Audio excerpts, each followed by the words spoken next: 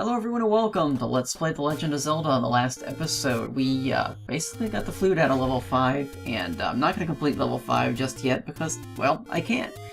There's a few other items that I'm going to need to get before I can actually continue the game a little bit further, and so that's what I'm going to do right now. Still got a little bit of walking to do, but that's okay.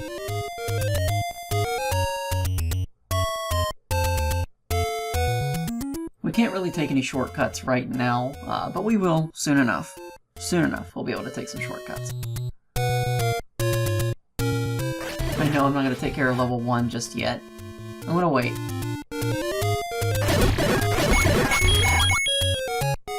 We could still use some more rupees, though.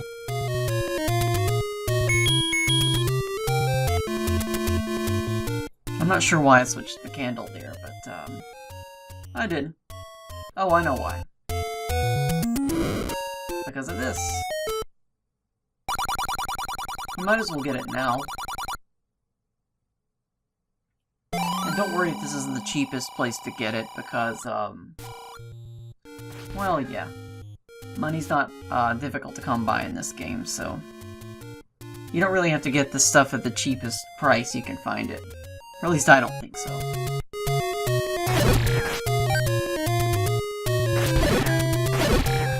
I don't know how the merchants can stay in competition because we're their only buyer anywhere. They must be going out of business or something.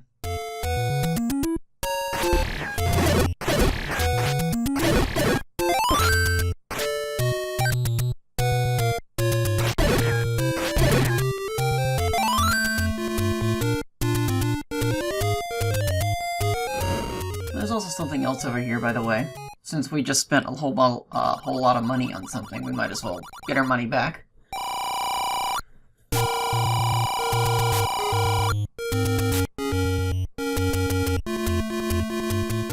And can you guess what level I'm about to go to? I'm actually going to go to level 3 right now, because it's got an item that I really need, and I can also stock up on keys in that level. One thing I was going to point out is that in each level, especially in the first quest, the number of keys is about, well, a number of keys for each dungeon is about equal to the number of keys used, or the number of locked doors that you find. So in other words, if you collect like 5 keys total in a dungeon, then there's going to be 5 locked doors. However, you don't have to unlock all the doors. You can actually stockpile all the keys and use them later, and not have to get keys elsewhere, which is pretty useful. And I didn't know about this for a long time. It just blew my mind when I first discovered this, and I saw somebody do a speed run of this game and end up with like 15 keys and never have to get the magic key at all. And I thought that was kind of odd, but I'm gonna do a little bit of that in this game. I'm still gonna get the magic key though, don't worry. It's a lot easier against the Dark Nuts with a white sword, that's for sure.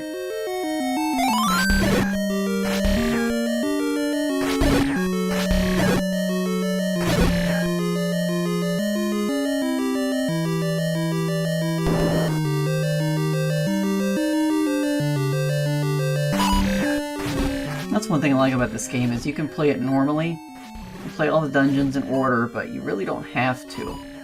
And you can kind of change things up, and I like that. I like it when a game allows you to do that. Now in the sequel to this, not the second quest, Zelda 2: The Adventure of Link, you really can't do that much. And I'll probably explain why when I get to that game.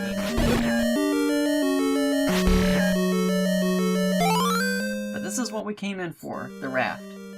And we need that to get an extra heart container. We also need that to get to level 4. And since I'm already in level 3, I might as well end it, so... The beauty about level 3 is most of the, well, the enemy's pretty close to the entrance anyway. Well, somewhat. So you don't have to really do a whole lot of walking to get there. And I realize I could probably save and quit and, warp back to the first part of the level, but I decided just to walk on screen. You know, no big deal. Now here you could waste 3 keys, but I'm not going to do that, because this is the only key that we need to use.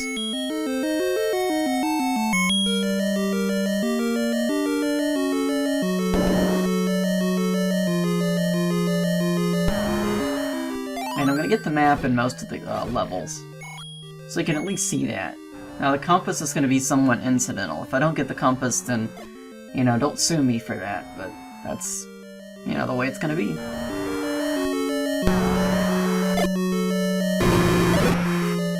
And sometimes if you're lucky, you can actually bomb the entire enemy here, but he's not that difficult, so that's okay.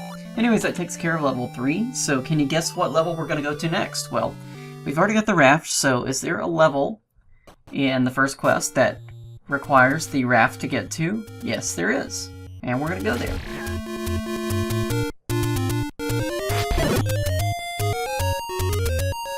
And we need the raft in order to get the item from this dungeon. And once we get this item from this dungeon, it's going to be most of the other dungeons are going to be wide open for us. And that's the method behind the madness.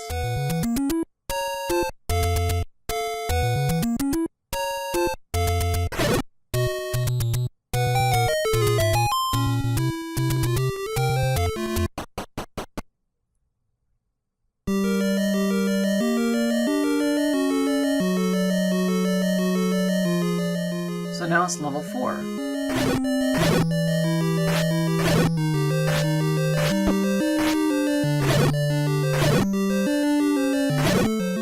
And we need to get a key from here, so that's why I'm destroying all the keys.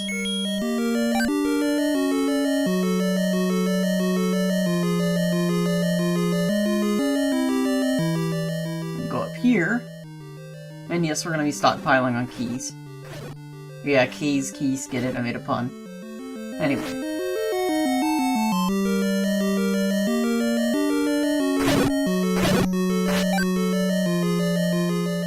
Definitely stockpile on keys here.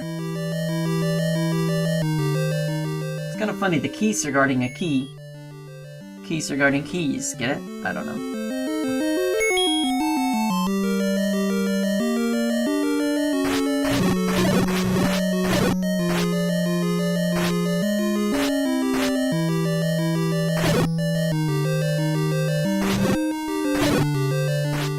I really don't like firing keys that much because, unless you have the magic sword, it takes about 3 hits to get rid of them. But that's alright. No matter, we'll take care of it. Now, light up this room. Now these guys are really good for, rupees, if you need rupees. And they're very slow.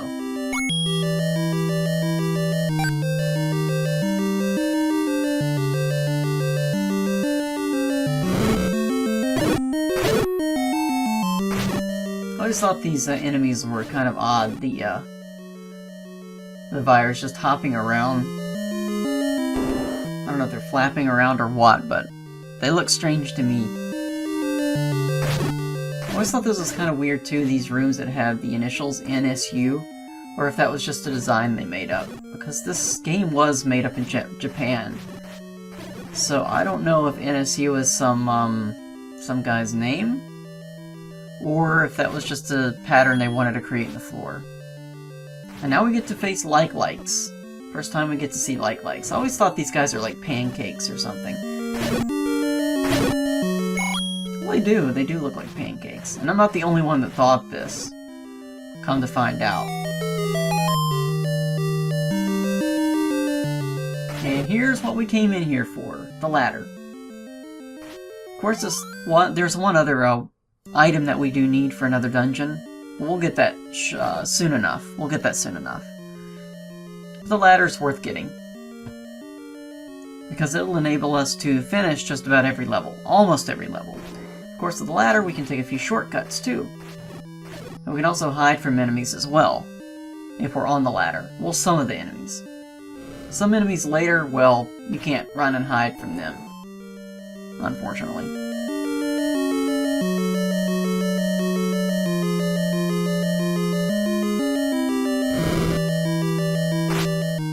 I'm gonna go ahead and get the map for this level too. I like how the dungeons have little designs to them. And I like some of the rooms where you can go into one half of the room, but you can't cross into the other half of the room. You'd have to figure out how to get to that other half of the room. That's always neat.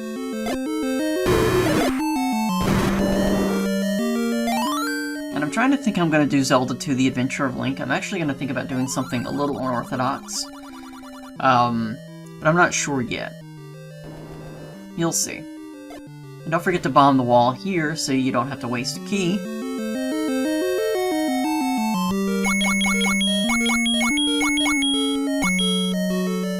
Kind of a nice little secret area. Usually in the eyes of these dungeons, like if, or the holes of the dungeons, there's some sort of a secret. If a room, or if a place on the map is surrounded by rooms, then it's probably a secret entrance of some kind. Or a secret room, that is. Not a secret entrance, but you know what I mean.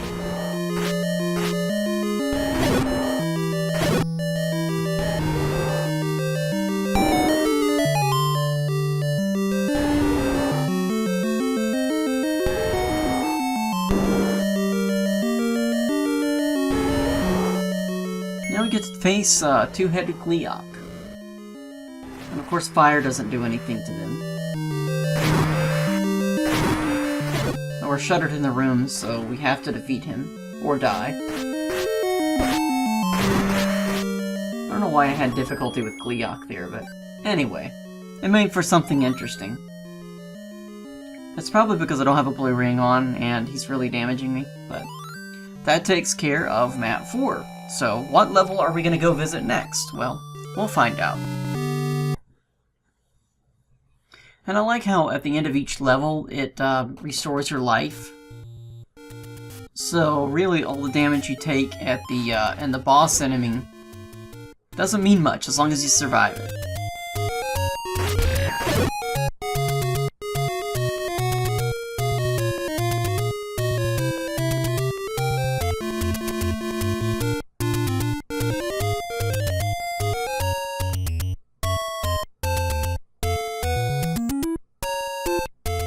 Maybe wondering where we're headed to next. Well, I kind of made a little bit of a mistake here, but it's okay. Oh, I don't die or anything. I just make a small mistake regarding one of the levels. Because I looked at the map and I figured out that I actually had to do something else to finish the level, or at least to get to a certain area that I wanted to get to.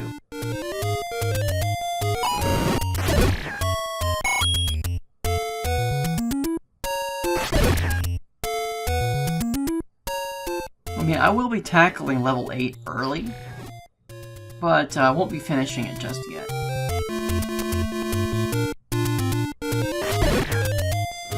Yeah, I know I just gave away the secret, but it was obvious where I was headed. Level 8 is actually very difficult. There's some rooms in level 8 that are just horrible. Not necessarily this one, of course. And I'm only going in here for the key.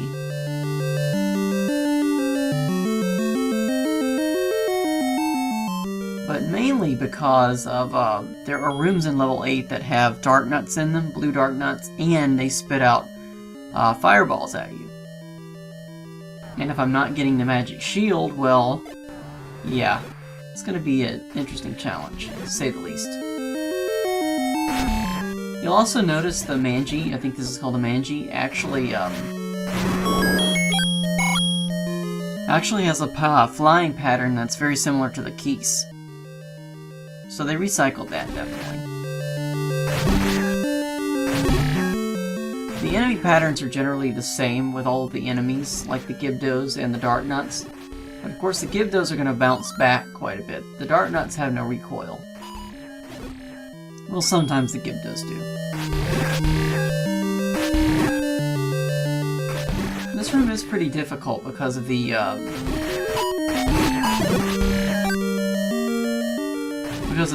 little balls there that take your sword away. But that's alright. We can deal with it.